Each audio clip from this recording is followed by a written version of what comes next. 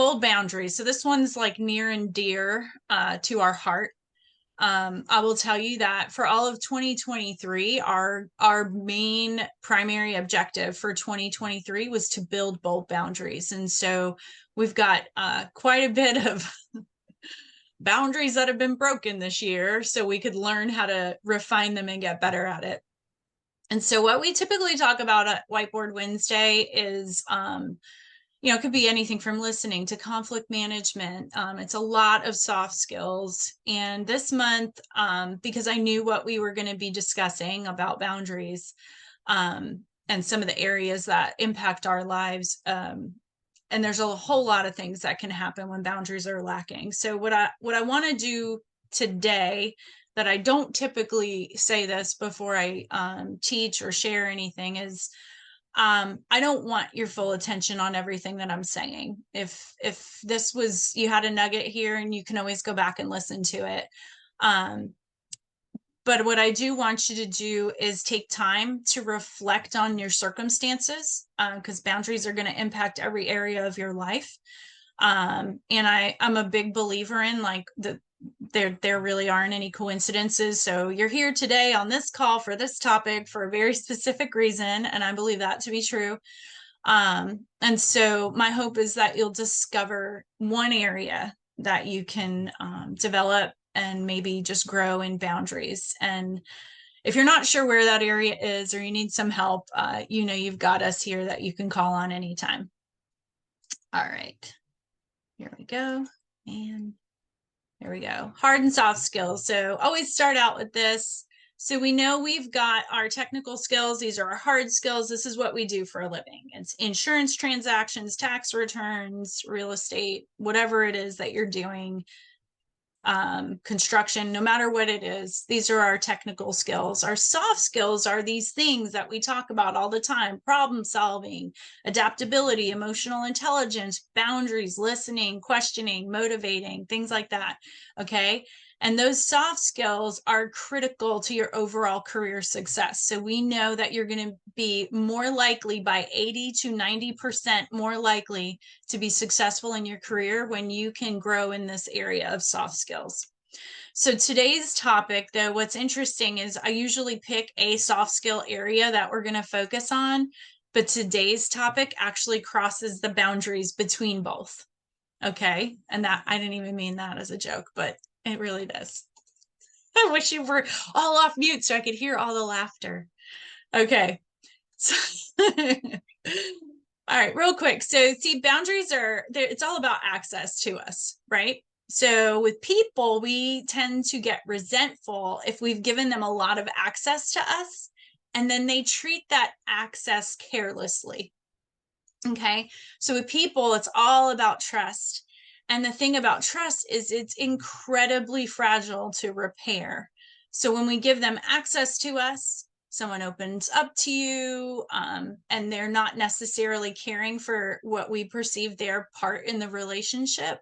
And it doesn't matter. It could be a spouse, it could be a friend, it could be a coworker, right? This is not a joke. When someone lets you in, take good care of the access. And this glass bottle that I'm showing you right now, it just, let's say it represents the trust between you and I. And then I do something and I break that trust. Okay. That break in that trust, it becomes a fractured relationship. And so the first time I break it, so this looks like a first time break, right? It kind of broke in half. I could take the bottle, I could put it back together, maybe glue it, use, I don't know, epoxy, whatever it was, right? And I could fill that glass bottle back up and make it whole again. But there's a little bit of fracture, but I could probably still repair it. Well, every time I drop it and I break it again, those pieces become smaller and smaller and smaller, to the point where it is almost impossible to ever put something whole back together again. So if we're ever fortunate enough to be given a second chance at something, we want to make sure that we take even better care of it the second time than we did the first time. We do want to shower grace and forgiveness on everyone that we come in contact with. And I don't care who you are. We've all done something that's broken the trust of someone else.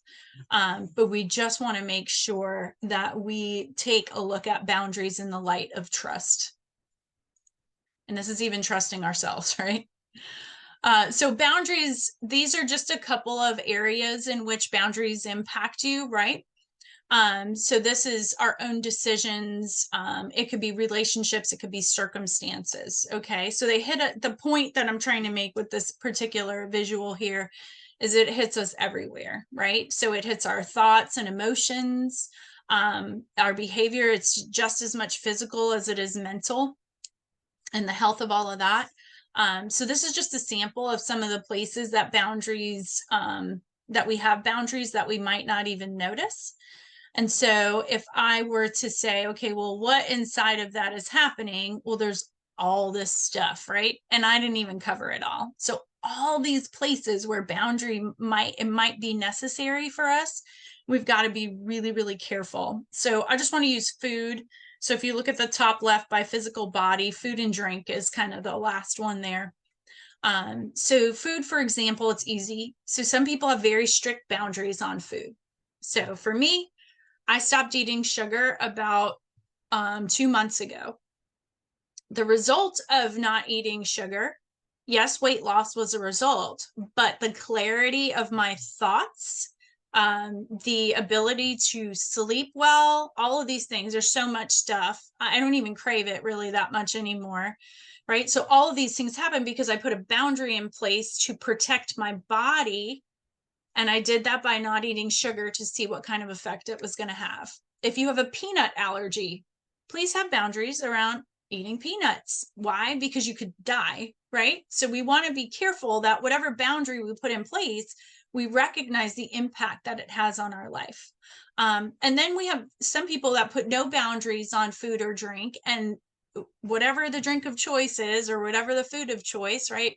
I just met a woman the other day. We were, both having our mammograms at the same time. So ladies, have your mammograms. So she was talking to me about the fact that she had just finished recovering from colon cancer. And I said, oh my goodness, does it run in your family? Blah, blah, blah. And she said, no, what it was is I live alone. And McDonald's became my best friend. So I would get up in the morning, I would go to McDonald's, I would have breakfast, I would go home, then I would go back to McDonald's. And I'm not knocking McDonald's, but if you only eat one thing and it's concentrated in one area, eventually your body's not going to like it. And so after a decade of breakfast, lunch, and dinner being takeout and nothing of nutrients going in her body, that's what her doctors believe was the result of that was colon cancer. So you get what I'm saying, and that's just with food, okay? We didn't even get into financial management. We didn't get into leading people. We didn't get into any of that. We're just talking about boundaries with food. Okay, so we've got all these things going on, and we create this boundary. And when we don't have it, I'm just going to show you an example of some things that happen when we lack boundaries, okay? Chronic stress. It could be low production. It could be abuse, burnout, right? Weight gain or loss, all these things we talked about. Any of these things could be the result of a lack of a boundary. And so for me, I just want to highlight burnout for just a second. And if you own your own business or you run a business, this is a real thing. It's 1 in 3 people, entrepreneurs, that burn out. That's just a fun fact. I don't even know if I use this as my poll, but I also want to let you know that I just did a little bit more research on that, and 75% of people burn out from a work related. So as an owner, yeah, that stinks. It's a 30% chance I'm going to go into burnout. But as a person who works, there's a 75% chance of that. So if we're responsible for people, we better get it together and make sure we're taking good care of them, because they actually have a larger chance of burning out than the business owner does. Okay.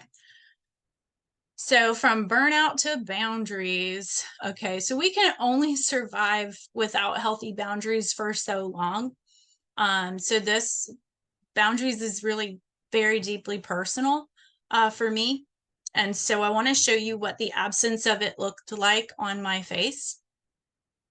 So according to a lot of people, right, I'm living the dream. I'm like, great job, great team, financially, flexibility, right? Like if you were to create a checklist, it's like I could check all the boxes. What's crazy about this picture, so the one thing that always stands out to me when I take a look at this picture is I'm smiling in this picture. And so this picture was taken the last day of my job when I decided something's not right. I know,